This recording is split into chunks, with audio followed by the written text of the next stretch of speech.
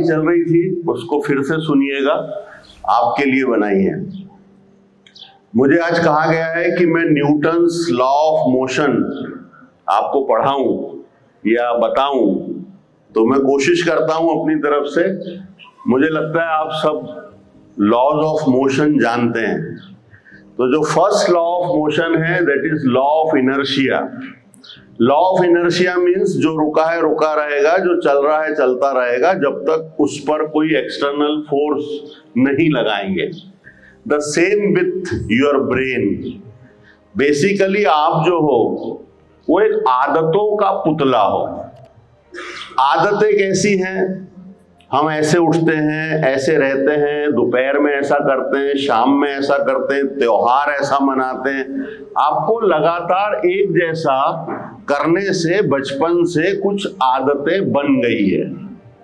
वो आपके ब्रेन का इनर्शिया है। अब वो इनर्शिया आप अचानक 11th में मैक्रोविजन में आ गए तो मैक्रो वाले कह रहे इनर्शिया ब्रेक कर ले, मोबाइल छोड़ दे, पढ़ने बैठ जा। 6 घंटे बैठा रहे, पत्थरों पे बैठ के अपनी किस्मत को चमका, तो अंदर से विरोध आता है। क्यों आता है? न्यूटन खुद समझा के गए थे कि जो बॉडी रेस्ट में है वो रेस्ट में रहना चाहेगी, जो चल रही है वो चलती रहना चाहेगी। अब ये जो फोर्स लगता है ब्रेन को बदलने का, ये कभी भी बाहर से नहीं होता, ये हमेशा अंदर से आता है। हम लोग उस आपके अंदर बैठे हुए फोर्स को हथौड़े मारते रहते हैं, समझाते रहते हैं, करते रहते हैं। जिनका जाग गया वो जाग जाते हैं, जो सोए हैं वो सोए रहते हैं, और इसी से आपकी सक्सेस डिपेंड करती है। तो न्यूटन्स फर्स्ट लॉ बहुत सिंपल है। If a body is in rest it will be in rest, if it is in motion it will be in motion. और इसको उन्होंने ग्रेविटेशनल फोर्स से समझाया कि भाई मून है, चंद्रमा है, मंगल है, ये सब सोलर सिस्टम और ऐसे हजारों लाखों करोड़ों सिस्टम कैसे चल रहे हैं। तो एक ग्रेविटेशनल लॉ दे दिया। वो ग्रेविटेशनल लॉ है लॉ ऑफ अट्रैक्शन। तो लॉ ऑफ अट्रैक्शन बताता है कि इंसान के बच्चे को इंसान के बच्चे से एक ही रिश्ता हो सकता है कि उसको प्यार करे। ये नेचुरल फॉर्म है। ये नेचुरल फॉर्म जो ब्रेक करना चाहेगा उसको उसके अगेंस्ट काम करना पड़ता है। आप ग्रेविटी क्या कहती है कि ऊपर से चीज नीचे गिर जाएगी, नीचे से ऊपर फेंकना है तो बंदूक चलाना पड़ेगी, मोटर लगाना पड़ेगी, कुछ ना कुछ एक्स्ट्रा वर्क करना पड़ेगा। तो आपका भी जो बॉडी का ब्रेन का सेटअप है, वो सेटअप इंसान के बच्चों का ये है कि वो इंसान के बच्चे से प्यार, उसी में सुकून मिलता है, उसमें रिलैक्स रहते हैं।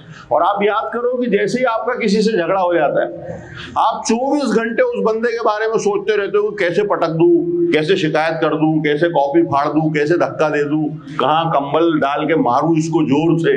आपका ब्रेन पूरे समय वो फालतू की एनर्जी वेस्ट करता है। तो दुनिया में न्यूटन्स लॉ को समझना है तो समझदारी ये है कि भैया इंसान के बच्चे को प्यार कर लो एट एनी कॉस्ट। वो अपना बुरा कर रहा है तब भी कर लो, इससे सुकून दिमाग को रहता है, हमारी एनर्जी का वेस्टेज नहीं होता। सेकेंड लॉ है the rate of change of momentum is directly proportional to the applied force. और मोमेंटम हमको मालूम है मास मल्टीप्लाइड बाय वेलोसिटी होता है। तो जो आपका ब्रेन है इसका भी इनिशियल मोमेंटम कम है, इसको एक सप्ताह में एक चैप्टर भी समझ नहीं रहा है। टेस्ट के पहले हमारे फेफड़े फूल जा रहे हैं कि क्या होने वाला है, क्योंकि आपने ब्रेन का मोमेंटम धीरे धीरे बढ़ाया है। वो बच्चे जो 40 पेज लिखने लगेंगे वो मोमेंटम तेजी से बढ़ने लगेगा। जितना फास्ट मोमेंटम होगा उतना फोर्स जोर से लगेगा। आपसे मान लो कोई गलती हो जाए और 2 स्पोर्ट टीचर आपको पकड़ के ले जाए और वो स्पोर्ट टीचर बोले कि बेटा तूने गलती की, तेरे को 2 तमाचे पड़ेंगे, तो किससे मार खाना पसंद करोगे? एक बंदा टेबल टेनिस का कोच है, एक लॉन टेनिस का कोच है, तो बेटा हमेशा हम पसंद करेंगे टेबल टेनिस वाले को। क्यों? क्योंकि उसको हाथ का पंजा ऐसे चलाने की आदत है। अब ये यहां से मूव कर रहा है, इतनी सी जगह है, तो क्या ही तो मोमेंटम बनेगा और क्या ही rate of change of momentum होगा और क्या तो ही फोर्स अप्लाइड होगा, तो नहीं होगा। लॉन टेनिस वाले ने आपका मुंह रख के अगर एक सर्विस कर दी इधर से तो अपने थोड़ा बिगड़ जाएगा, परमानेंट चेंज आ जाएगा बॉडी में, इलास्टिसिटी के बाहर तक का फोर्स लग जाएगा। तो जो सेकेंड लॉ है वो बड़ा आसान है कि rate of change of momentum is directly proportional to the applied force. आप में से हर बच्चे को बचपन में याद होगा कि एक आपका चाचा, मामा या पड़ोसी होता था जो थोड़ा सा अच्छी बॉडी वाला होता था, और वो आपको ऐसे किसी चबूतरे पर से, जब आप 2 साल, 1.5 साल, 2.5 साल के थे, आपसे भागते भी नहीं बनता था, वो आपको कहता था अरे गुड्डू आजा आजा आजा, और वो ऐसा नीचे खड़ा हो जाता था जहां कैमरामैन खड़े हैं, और आप जाके कूदते थे, और वो बीच में कोई गटर वटर होती थी, उधर सड़क होती थी, वो आपको कैच करता था और आपको कभी चोट लगी नहीं।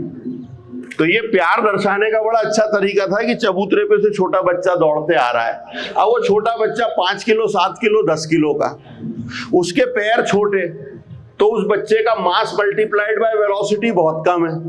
अब वो अंकल को क्या करना है, ये जो मोमेंटम है, इस मोमेंटम को एक पल में 0 कर देना है, उन पर फोर्स लगेगा। चूंकि मास कम है, वेलोसिटी कम है, rate of change of momentum कम रहेगा, अंकल को भी चोट नहीं लगेगी, आपको भी नहीं लगेगी। लेकिन आपको क्या लगता है कि अब ये राखी की छुट्टियों में आप घर जाओगे और वही अंकल फिर मिलेगा और वही चबूतरा होगा और वो कहेगा कि बेटा तनिक दौड़ के आओ, बचपन वाली रिहर्सल। अब क्या हो गया है, आपका मास बढ़ गया है, पैर लंबे हो गए, वेलोसिटी बढ़ गए, और ऐसे में तुमने जाके जंप मारना अंकल पे, तो अंकल की जिंदगी की वो आखिरी कैच होगा। उसके बाद अल्लाह मियाँ कैच कर लेंगे उनको ऊपर, भगवान उठा लेगा, ओ गॉड कैच मी बोलते ना लोग, हे भगवान उठा ले मेरे को, वो सीन हो जाएगा। तो न्यूटन सेकेंड लॉ बड़ा आसान है, rate of change of momentum is directly proportional to the applied force. इसीलिए बेटा जिंदगी में हर जगह हर गाड़ी में जो सबसे पावरफुल होता है फर्स्ट गियर होता है, क्योंकि एक ट्रक 20, 25, 40 टन से लदा हुआ खड़ा है, उसका खुद का भी 10, 12 टन वजन है, उसको पहला मोमेंटम लेना, रुके से चलना बहुत मुश्किल होता है। एक बार चल पड़ता है, फिर सेकंड गियर स्मूथ होता है, थर्ड, फोर्थ, फिफ्थ, जैसे जैसे वो गियर की चक्री का साइज बढ़ता जाता है, क्योंकि अब उनको जोर कम लगाना है, फोर्स कम लगाना है। ये सेम विद द ब्रेन, ये आपके दिमाग के साथ भी है। आपको शुरुआत में अपनी हैबिट्स बदलने में बहुत ताकत लगेगी, शुरुआत में गियर अप होने में, शुरुआत में मोटिवेटेड होने में। ये 11th के शुरू के 1-2 महीने ही तकलीफ देते हैं, और एक बार आपकी लगन लग गई, एक बार चल पड़े बेटा, तो वो पेन कागज वो जिता देगा, आप जिता देगा।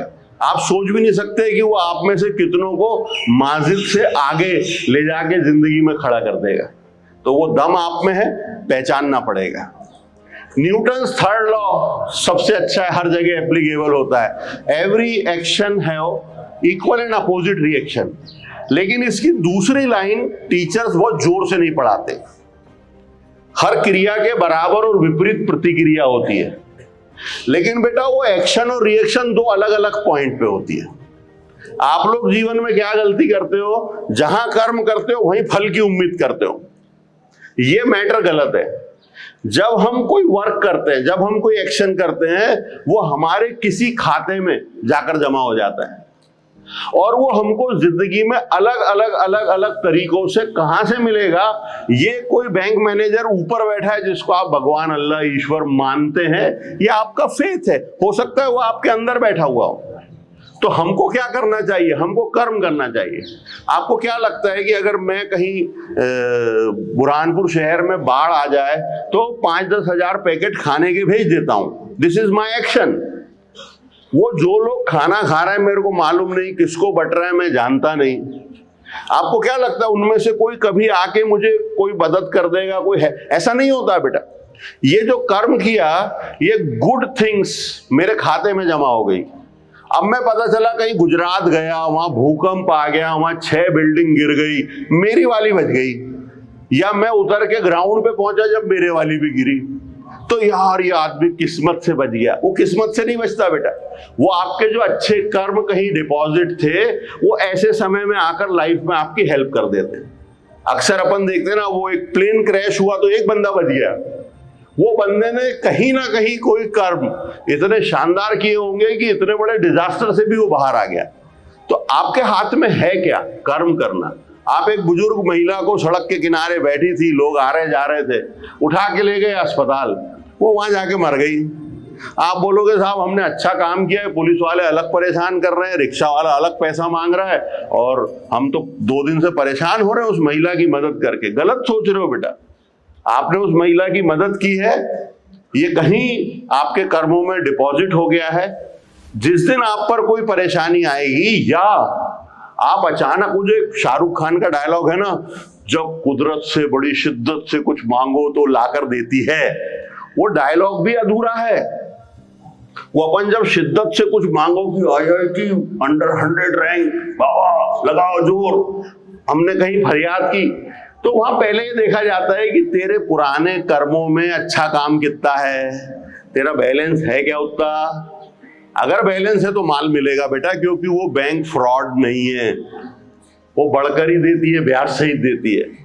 तो आप जीवन में, मेरे टीचिंग स्टाफ को भी मैं कहना चाहूंगा, उठते बैठते रिश्तेदारों से, परिचितों से, साथियों, जो व्यवहार करते हो अच्छे से अच्छा करो। अच्छा काम आपके खाते में डिपॉजिट होता है। Every action have equal and opposite reaction, but the point of action and reaction are always differ. हम क्या करते हैं, हमको एक 11th में बच्चा मिलता है, परेशान है, काउंसलिंग करते हैं, समझाते हैं, मोटी फीस तो ले ही लिए हैं यार, लेकिन दिल से काम करते हैं, उसको आखिरी समय तक रोकते हैं, जबकि हमको पता होता है कि इसके जाने में हमारा पैसे का वो फायदा है जो इसके रुकने में नहीं है। ये बच्चा चला जाएगा तो 1 लाख 1.5 लाख रुपए सीधा प्रॉफिट है, इसके बदले दूसरे को ले लेंगे। लेकिन ईमानदारी ये कहती है कि नहीं, इसको आखिरी समय तक मोटिवेट करो, काउंसिल करो। हम दुकान लेके नहीं बैठे, हमको बच्चे के लिए कुछ अच्छा करना है और उसका प्रतिफल देखो। छोटा सा शहर, इतनी बड़ी बड़ी कोचिंग क्लासेस दुनिया में, और आप AIR 3 यहां से दे रहे हो। तो बेटा ये न्यूटन्स लॉ पढ़ने में एक बेसिक चीज समझो। न्यूटन भी चाहता था कि उसके लॉ भविष्य में गलत हो जाए। अल्बर्ट आइंस्टीन ने आके थ्योरी दी तो इसके सारे लॉ हिलने लगे थे। लेकिन हर वैज्ञानिक यही चाहता है कि मैं आज जो नियम बना के दे रहा हूं ये भविष्य में गलत हो जाए, यानी मुझसे उन्नत ब्रेन आए, मुझसे और ज्यादा अच्छे लोग आए, वो दुनिया को और सही रास्ता दिखाएं और मेरी गलतियां लोगों को बताएं कि मैं उस जमाने में कहां थोड़ा सा गलत हो रहा था। तो ये मेंटेलिटी होती है साइंटिफिक अप्रोच, ये भी न्यूटन्स लॉ से हमको सीखने को मिलती है। तो आप अपने अंदर अभी एक अपने ब्रेन में डालो, यार ये झाड़ खड़ा है, यहाँ 2 होते तो कैसा रहता, इसको हटा देंगे तो कैसा रहेगा, ये ताजमहल 1 बनाए से 5 बनाए तो कितना अच्छा लगेगा, इसको 6 गुना बड़ा बना दे तो कैसा लगता।